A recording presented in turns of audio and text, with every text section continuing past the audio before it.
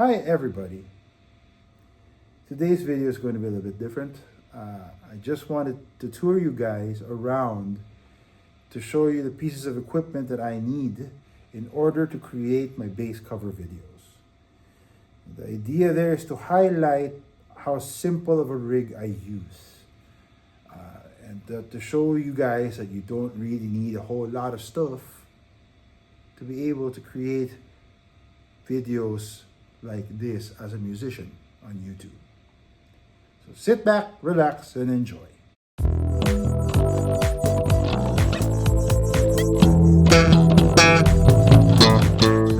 The beautiful mess you see in front of you is basically my rig, and which is surrounded by other messes that have nothing to do with my content creation whatsoever.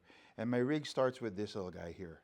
Now, my big hands really makes it difficult to stress and show you how small this guy really is. But if you compare it to regular size hands, you're also going to see that this is the Roland Go Mixer Pro X, and it's very small. It is a pocket mixer. It has instrument inputs right here. We'll more on that later. And then it has also stereo inputs for other instruments here. And it has an XLR input for a mic.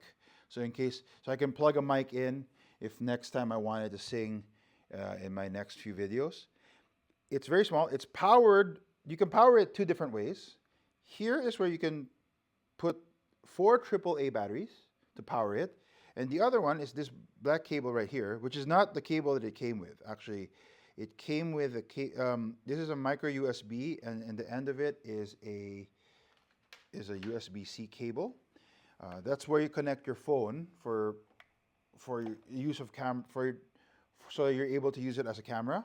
But also, once your phone is connected and you don't have batteries, it'll also the phone's power will power the mixer. Again, this is not the original cable that came with the Go Mixer Pro X. I had to buy a longer one. The Go Mixer Pro X has 2 of these cables. One is USB-C, in case you're using a phone that has USB-C. And there was a lightning cable, because it's actually a really not a new model. So when this Go Mixer Pro X came out, it was very lightning powered lightning cables were used to charge iPhones. So that's what I have here. That's what I have. So, but now I'm using an iPhone 16 as my phone camera. So I use the USB-C cable. This blue cable is where I run my backing tracks, and it's connected to my laptop, which is running backing tracks from an app called JamZone.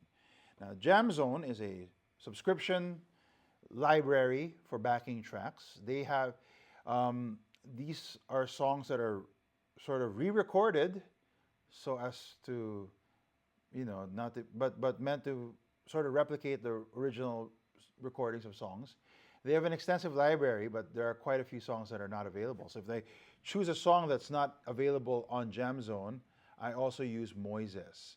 Now, if you guys watch musicians on YouTube a lot, you'll see that people have spoken about Moises. It's an AI program where you can upload a recording of a song. What it's going to do, it's going to use AI to split the stems on said recording. Plus, you're also going to be able to do, you also be able to change the key and the tempo. This is also something that JamZone does, but JamZone is a library of songs that has a library. This one is you have to upload the songs yourself. Moises. That's where I get my backing tracks from.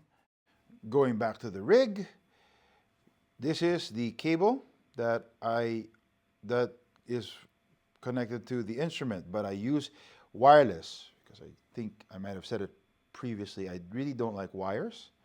I may have said it in probably another video. This cable is connected to my Nano Cortex, my Neural DSP Nano Cortex, which is the source of all the effects of my covers. I also have another multi-effects, which is also quite small, the Pocket Master, which is the other multi-effects pedal that I use for content creation. Um, Connected to the Nano Cortex, it's on the ground. Like this is my wireless,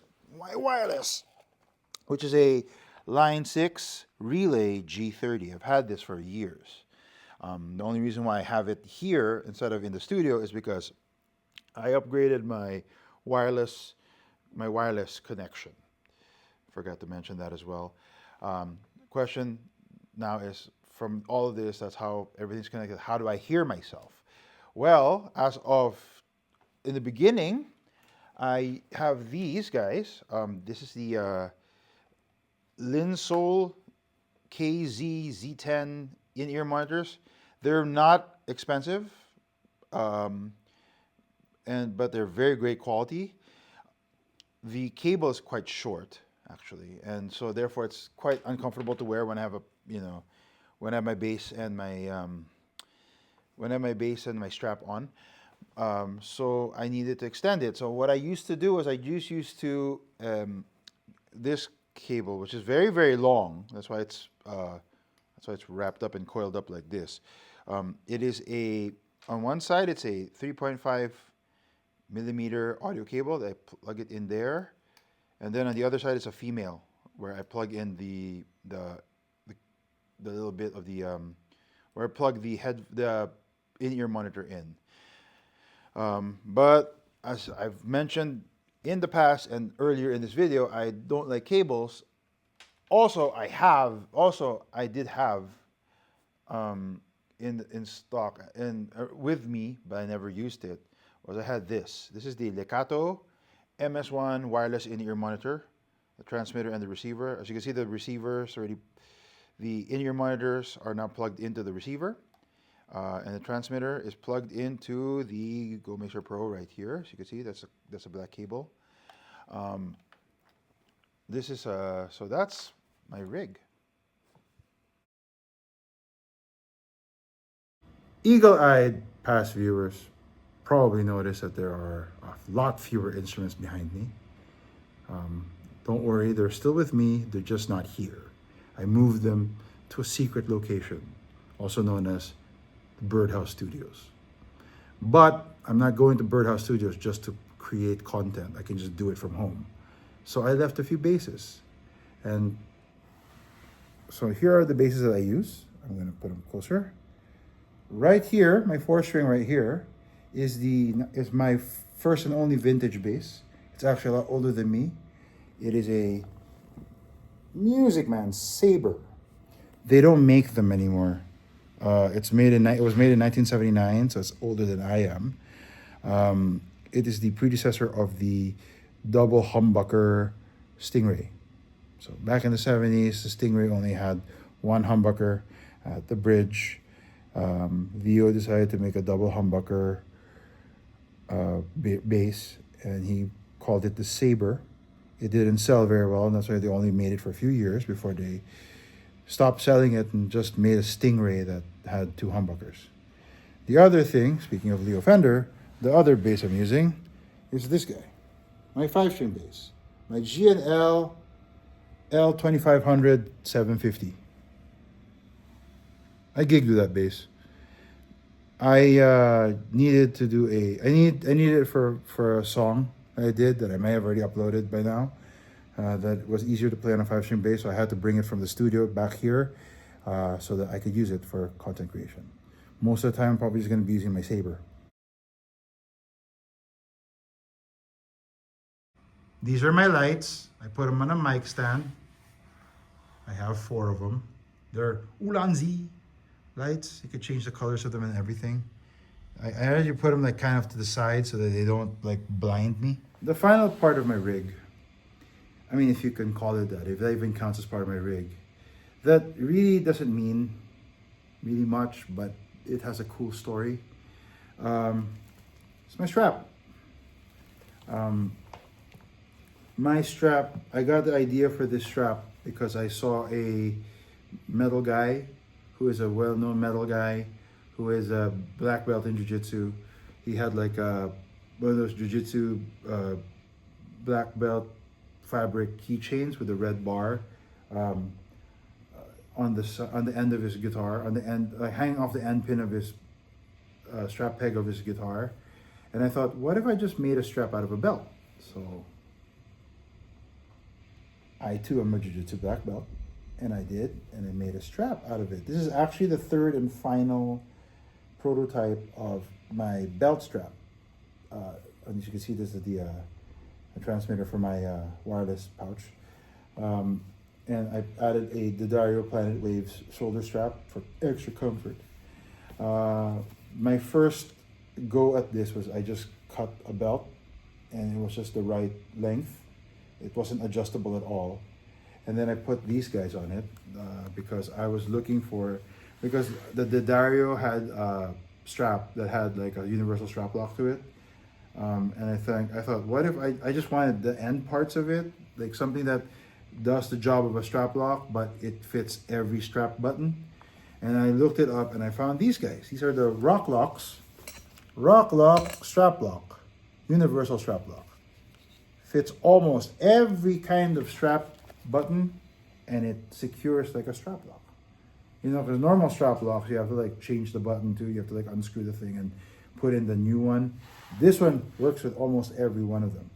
So what I did was I took a belt and then I put these little metal things so I can use it, so I can make it adjustable. My first prototype is just one length. I said if I were to mass produce this, I had to design it in such a way that it could be adjustable, because people wear their instruments in different lengths. So I set out to make a adjustable version of my belt strap. So what I did was I got the cheapest Jiu-Jitsu belt, functional Jiu-Jitsu belt I could find in the market. Shout out to Sanable. Got these for $10 on Amazon. Cannot find a belt that is a Jiu-Jitsu belt that's of a lower price than that. And so I set out to make it more adjustable. So I used these metal bits here, and then I had a little anchor sewn on there, so it would hold on to that. And then on the other end is a nylon strap, and so now it's fully adjustable.